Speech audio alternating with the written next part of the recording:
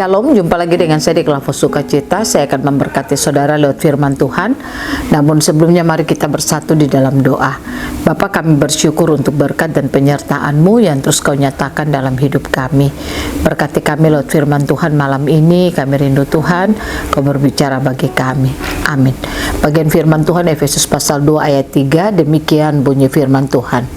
Sebenarnya dahulu kami semua juga terhitung di antara mereka, ketika kami hidup dalam hawa nafsu daging dan menuruti kehendak daging dan pikiran kami yang jahat. Pada dasarnya kami adalah orang-orang yang harus dimurkai, sama seperti mereka yang lain. Demikian jauh bacaan firman Tuhan. Pencinta Kelompok yang diberkati Tuhan, menyadari akan kehidupan yang jauh daripada Tuhan, itu harus ada di dalam setiap kehidupan kita orang percaya. Ada banyak orang menjalani hari-hari hidupnya, dia rajin ibadah, dia aktif dalam pelayanan, bahkan dia suka akan membaca Alkitab, tapi terkadang dia tidak menyadari akan siapa dirinya di hadapan Tuhan. Karena ada banyak orang terjebak dengan pelayanan, maka dia merasa dia orang yang sudah benar di hadapan Tuhan, dan dia merasa hidupnya itu tidak melakukan kesalahan apa-apa di hadapan Tuhan. Namun firman Tuhan mengajak kita belajar lewat apa yang disampaikan Paulus kepada jemaat di Efesus. Dia memiliki kesadaran yang luar biasa tentang kehidupan yang dulu jauh di hadapan Tuhan. Karenanya dia katakan, sebenarnya dahulu kami semua juga terhitung di antara mereka.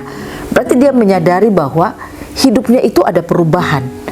Dulu hidupnya itu jauh dari Tuhan, ada di dalam dosa. Nah, kesadaran itu yang membuat sehingga dia memiliki kerinduan untuk mengalami kehidupan yang berubah, dengan menyadari akan karya Yesus di dalam kehidupannya, sehingga kasih karunia yang ia dapati, yang dia alami dalam hidupnya, itu yang membuat sehingga dia bisa melihat ada perubahan hidup di dalam kehidupannya. Nah, oleh karena itu, pencinta Kelompok yang diberkati Tuhan, mari kita belajar untuk terus bangun hidup kita dengan firman Tuhan, sehingga kasih karunia yang kita miliki akan memampukan kita untuk menyadari akan seluruh kehidupan kita. Apakah kita semakin dekat dengan Tuhan, ataukah kita semakin jauh daripada Tuhan? Hanya dengan firman Tuhan sajalah maka saudara dan saya akan dimampukan untuk memahami dan menyadari siapa kita di dalam Tuhan. Paulus memiliki kesadaran karena dia memiliki hubungan hidup dengan Tuhan yang baik. Itulah yang membuat sehingga dia bisa berkata, sebenarnya dahulu kami semua juga terhitung di antara mereka ketika kami hidup di dalam hawa nafsu daging, menuruti kehendak daging, pikiran kami yang jahat.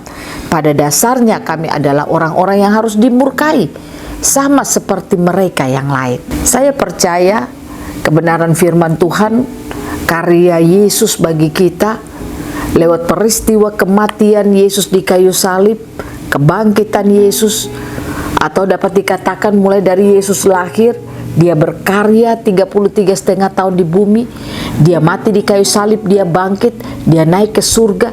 Karya-karya itu semua adalah kasih karunia Tuhan bagi setiap kehidupan kita.